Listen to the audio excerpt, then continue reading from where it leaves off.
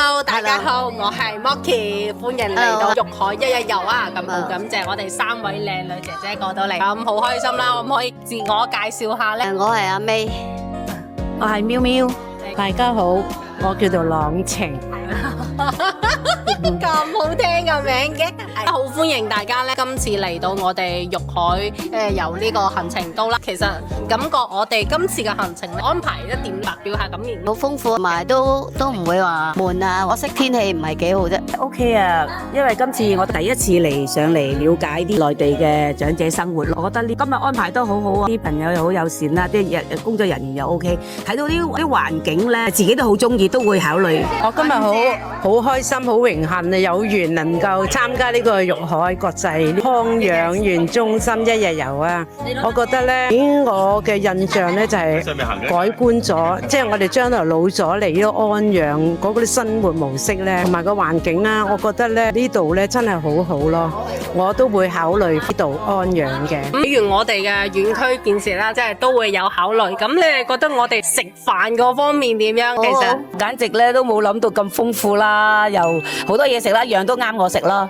我哋阿君姐感覺點樣？我覺得呢度嘅即係嘅食物同埋咧嗰啲味道咧係好啱我哋咯個長者咯，因為又唔會話太鹹，又唔會太甜。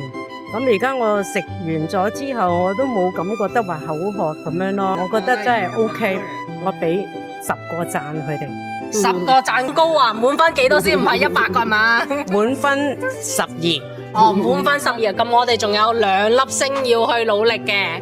咁我哋食完飯之後咧，我哋嘅甜品啦都會感覺到唔會好甜。博物館嘅參觀咗之後，感覺係點樣咧？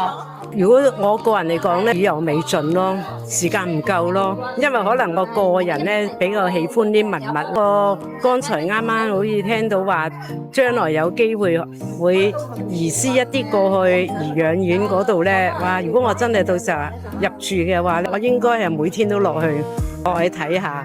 我哋妙姐咧，大開眼界啦！見到嗰啲文物咧，又真係好得意，自己真係好欣賞啦。我都覺得自己開眼界咯，冇諗到嗰度有個咁大嘅博物館，可能我以為好細嘅咋，原來都好多嘢睇。其實我哋都好想問下，其實大家關唔關注照顧我哋牙齒嘅咧？牙齒都會嘅，係你哋都有口腔服務嘅。其實我哋下一次活，其實我哋都有2個主題，一個咧就係我哋嘅口腔服務，一個咧就係我哋嘅中醫嚟嘅。